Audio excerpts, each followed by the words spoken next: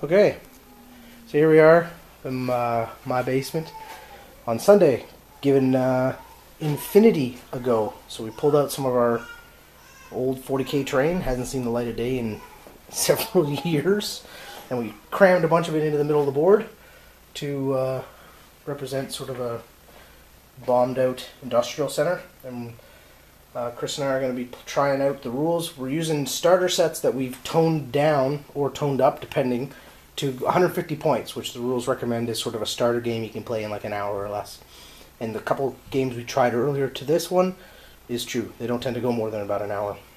So I'm going to be running Imperial Service. They're the sectoral army based on the Yu Xing, so they're Asian themed. And there's some of the models there. Started painting this guy, actually, just so I have him on the blog. Is it going to focus on him? Can I get it to focus if I do this, maybe? Nope. Oh well. Pictures are better, but yeah, he's all painted up. Going with sort of a military, like industrial orange kind of color for these guys. I got the rest of them here at all kind of various stages of being base coated. Chris is playing Nomads.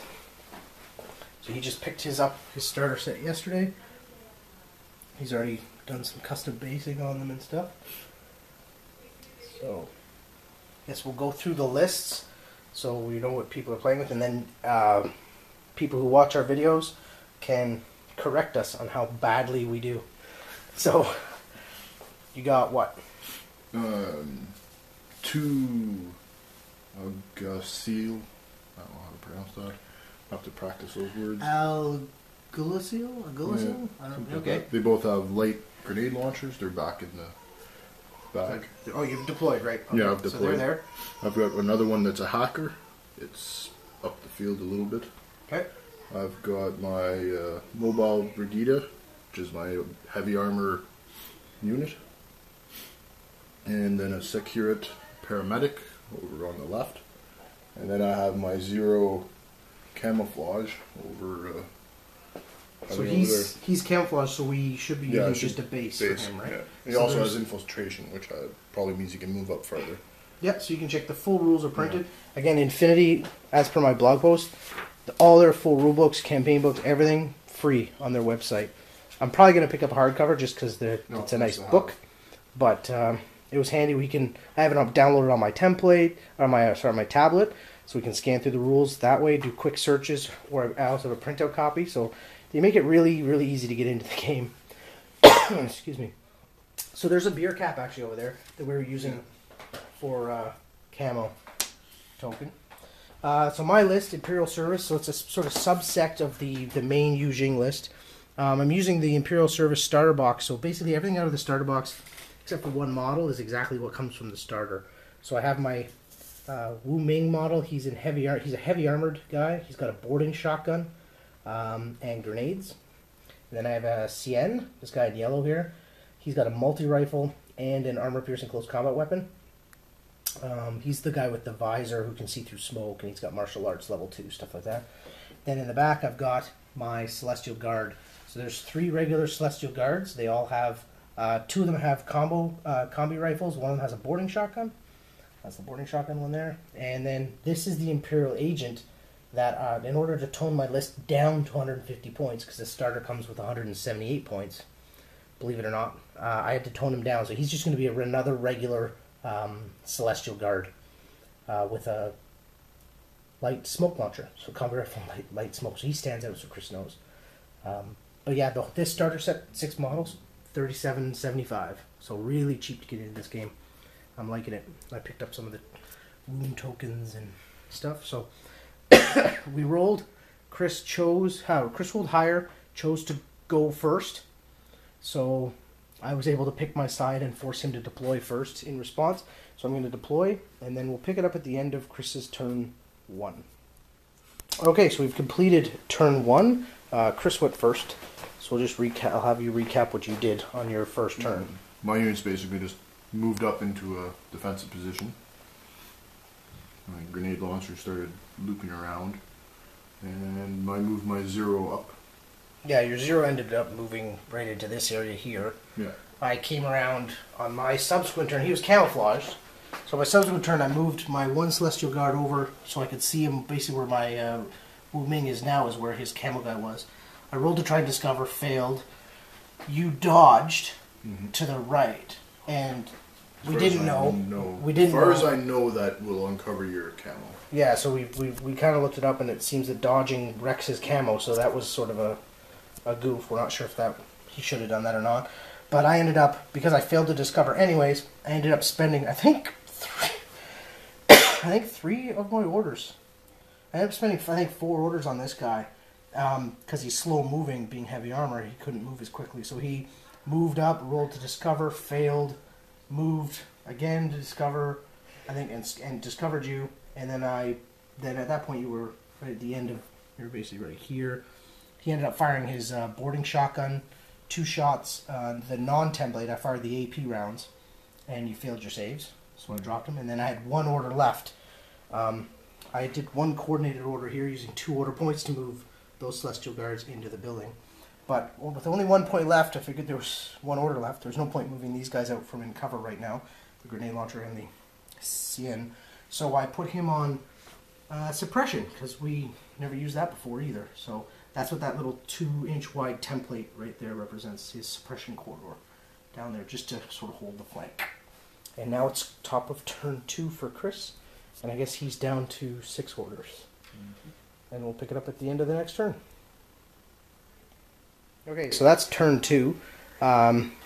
Chris basically advanced again with his guys all over there, move it up, and then the grenade launcher guys that were at the back sort of did a run around here to advance up there, staying out of my line of sight with that guy in there. My turn was more eventful, but harsher on me. I didn't end up spending any orders on him, because I tried with the 2 Celestial Guard that were in here.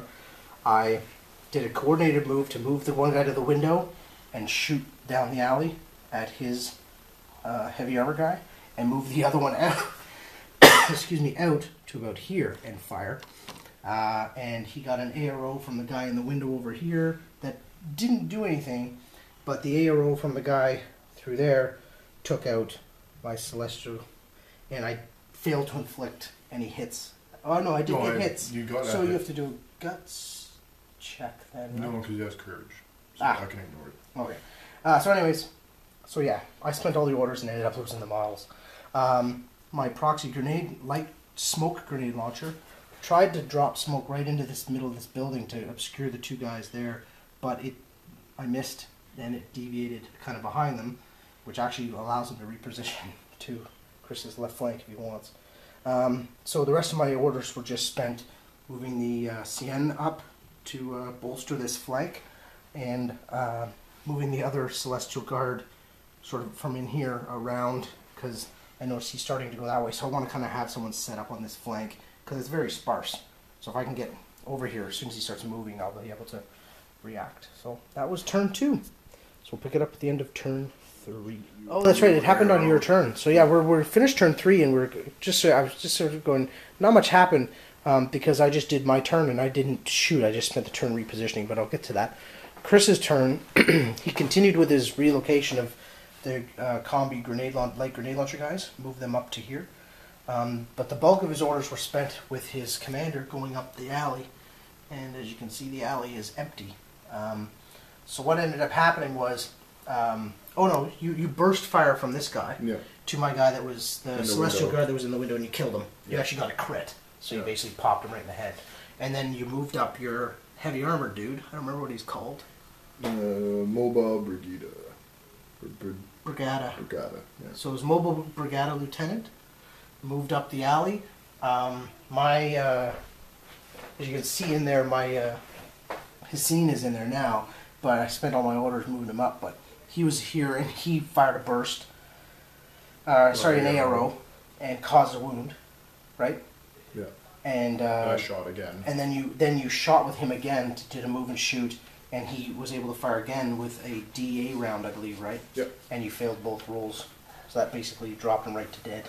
So I got really lucky with the ARO. So far we've actually, apart from him using the burst fire here to kill my guy in his own turn, we've all both just lost models to AROs at this pretty point. much. Yeah, other than that one kill. So on my turn, I moved my Sane up around here, spent a whole pile of orders because he moved slowly going through. I think I spent 3 of my 5 orders. Yeah, I did. And then my only other order was to move him over a little to get behind cover in case he comes around the corner here, just to give him some cover. And then the one other order was to bring, excuse me, to bring my other Celestial Guard, which Chris now knows is my lieutenant because the other 2 are dead and he's left. And the other one's got a special weapon. Yeah, the other one has a special weapon, so he knows by deduction that that's who's dead. So I spent his order running him back around here because he's got a good cover. I can't really... I thought I'd flank, and then I realized that's my lieutenant. If I hang him out in the wind, Chris Especially being one of those models, right? Yeah, he's very lightly armored. So that was into turn 3. It was a very interesting turn. We're both down a couple of models, so we're both feeling it. Chris is starting turn 4, and we looked it up, and since his lieutenant died, we now know he only generates 2 orders. Yeah. That's a default, not because of based on numbers. Well, you'd still get impetuous ones. Right. And I don't know about the other ones. There's another kind where a model gets it and doesn't go to the order reserve. Because the impetuous ones are actually like free moves that only they can use. That's to move towards the enemy. You can see my guy hanging out behind the wire waiting for one of these guys to walk out in front and snap fire. So... yeah, so Chris is down to just 2 orders. So I just nominated a new and he'll spend his 2 to nominate a lieutenant and probably just pass the turn. Yeah, if I had to not guess. much I can do other than that. Yeah. So it'll be over to my turn 4, and we'll pick it up at the end, see what I can do this time. Yeah, exactly. Alright, so we're gonna call it here.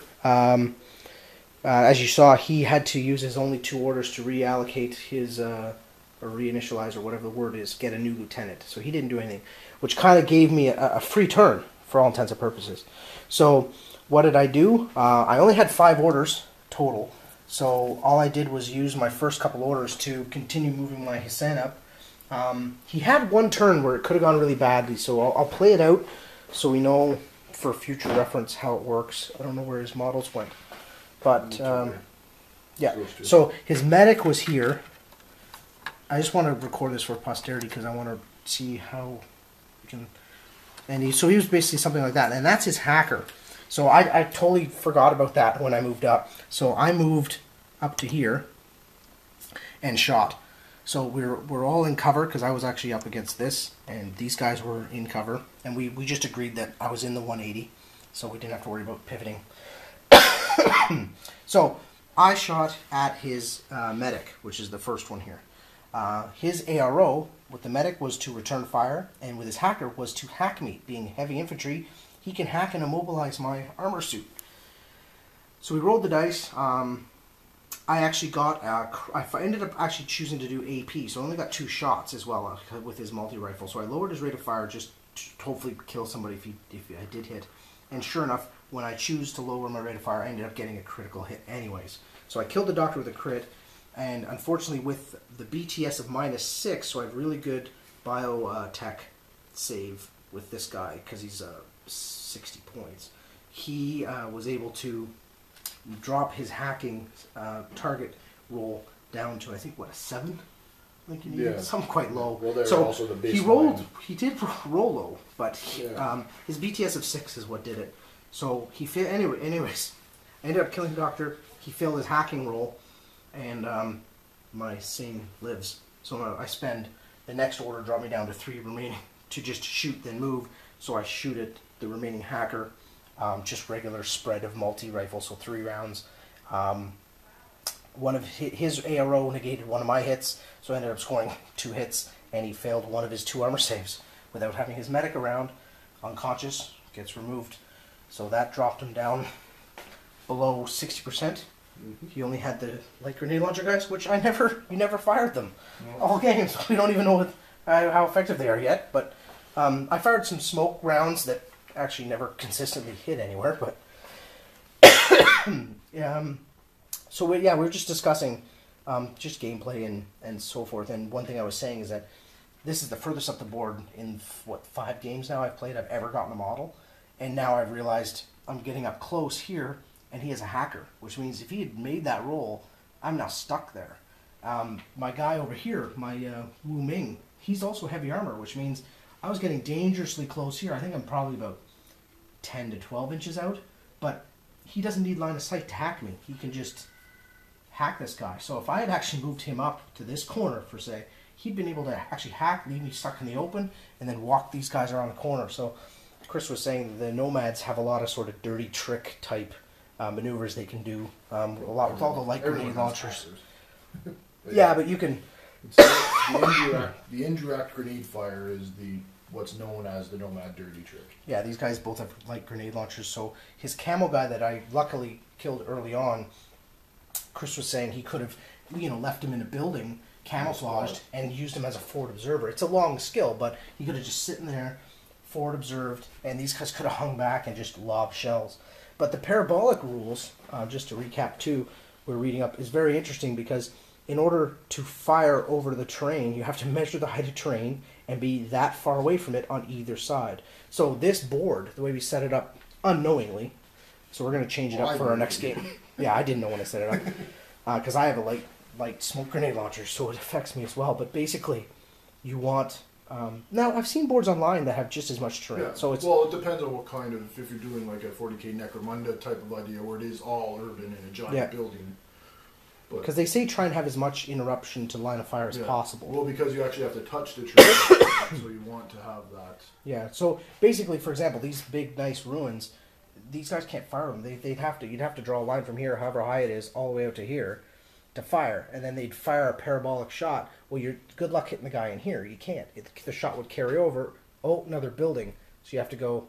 So you'd be able to hit the guy on top. You'd be able to hit the guys in the building. You'd be able to hit the guys probably in the building here. Because it's only this that would cast a shadow. You don't. So that shadow would come down right through into here kind of thing. Yeah. You could hit the guys. Okay, that's cool. It doesn't carry on. It makes sense, right? The shell has to be able to go over. So it's kind of like our Flames War games. It has a similar, you need to be a certain distance away.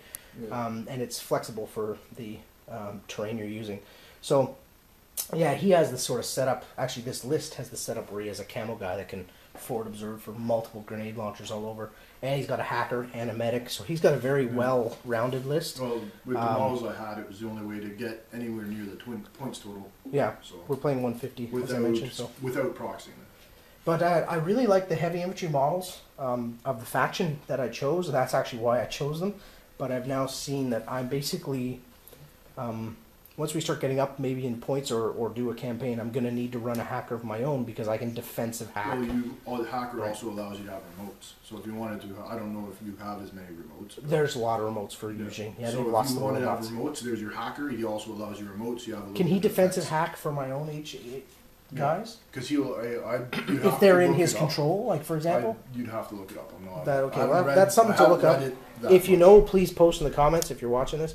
For example, if I have a Wu Ming heavy infantry, if I had a hacker, say right here, and he's in his zone of control, his 8-inch zone of control, he's my own friendly hacker. If his hacker moved up and tried to hack him, could he... ARO it, basically. I guess he could do a defensive hack as an ARO, right? I would think so. We're assuming, sure. We don't know. Yeah. So that's something we're going to have to look up. I'll post in the comments if I do find it, or Chris can or whatever, but that was game. Yeah, we're trying to find it. So we're going to probably move the terrain around and try and do a second video. You know what? I'll just keep filming, and we'll make this one long movie of 2 battles, and we'll actually see how these lists shape up, playing on a different loadout, different loadout of terrain, and we'll go from there. All right, so here we are here. Like I mentioned, we're going to have a game 2, so you can see we've moved the terrain out a little, spread it out. We're still playing on just a 4x4 because we're only playing 150 points. Same lists, so it's my Imperial Service Yuxing list against his Nomads. All the same loadouts with all our guys, so we didn't change anything. Difference being I'm going first this time, so I deployed, so I'll do my deployment, and I'll be moving first. So we have my Wu Ming here, yeah, I said it right. Wu Ming with the boarding shotgun. Regular Celestial Guard with a combi rifle.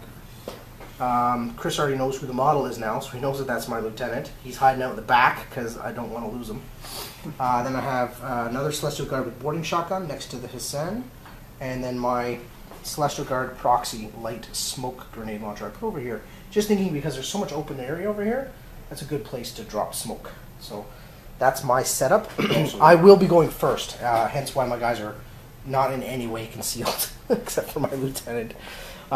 Chris's guys are set up here now, so you can see there's his heavy armored lieutenant guy, right? That's your, and that is your lieutenant. That's my lieutenant, as you already know. Yep, and then that's the hacker. That's his hacker. Grenade launcher guy, doctor, medic, and another grenade launcher guy, and then that's his Zero, that guy with the crazy camouflage. Not crazy, just regular camouflage. Yeah, that's right. So he has forward deployment, hence why he's further up the board. And I'm going first, so we'll pick it up at the end of turn 1, and we'll see what happens. Round 2, fight. All right, so yeah, we've already found out that an open table means a lot more stuff happening. So bottom of 1, basically I moved up here, some good lanes of fire. I dropped a smoke round right there, so that actually will dissipate this turn. That was fired from here, just an indirect, so I had really low odds of hitting. It scattered, but it landed.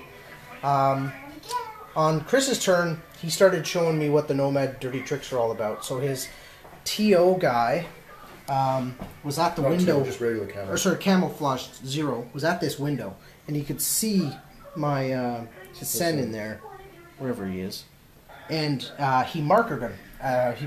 He did a forward observer.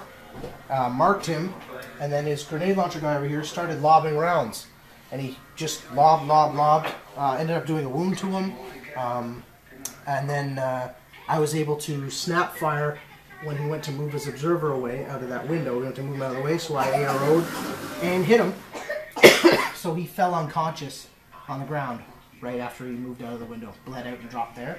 But he has a doctor, so he proceeded to then move the guys out from behind, proceeded to move the guys out from behind that building. One came around here, traded shots with the Wu Ming. Nothing happened. Where did I have to dodge from here? Oh, you dodged. I shot. Yeah, this guy shot. He shot. You dodged. Here, and I dodged out of the way. Which then gave me the opportunity to move my troops because he was no longer in the window. There you go. So that was the first turn. So a lot happened. It's now over to me, top of turn 2. Started the paint. Alright, so we decided to call it here just because we've been doing a lot of looking up on rules and stuff. So open terrain game's going a lot quicker though, because this is bottom of 2. And, well, let's just play it out real quick. I just repositioned. I didn't do much shooting on my turn. No, I did. The Wu Ming shot and moved and actually dropped him unconscious. A lucky shot that he critted on, I believe. Yeah, that was my one crit of the night. So Chris got one last game. I got one this game. So that dropped him. Lucky shot. Chris's doctor is there. These guys, everyone else didn't do any shooting. I just moved. Yeah.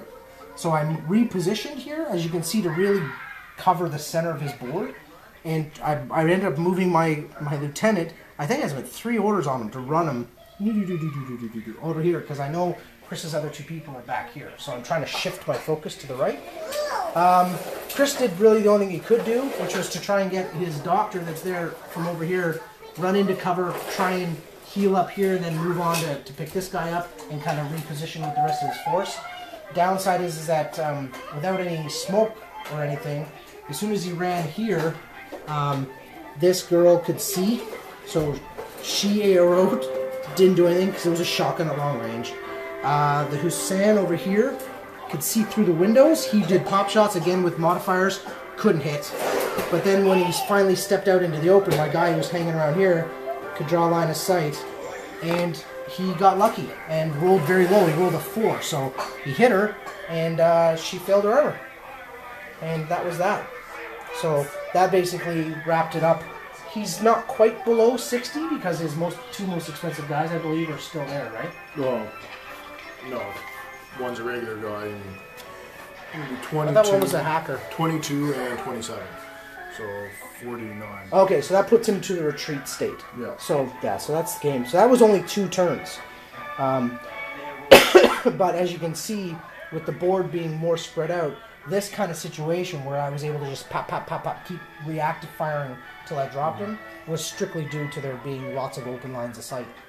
So yeah, it just reinforces the, these barriers are great, but you can still see over them. So until we get to a point where we actually have, cargo container type, stuff that's a single story high that blocks all these windows, means that you can't really even count on the buildings at times to give you cover. You need to, walls like that are okay, but this one's good, but these ones all, as you can see, all have windows, so we're just firing rounds at each other through the windows. So intense firefight. It probably was maybe 20 minutes of actual gameplay in an hour of looking up rules, but it was good. So we're gonna go on to keep painting and try and get some more games in over the Christmas holidays. So thanks for watching.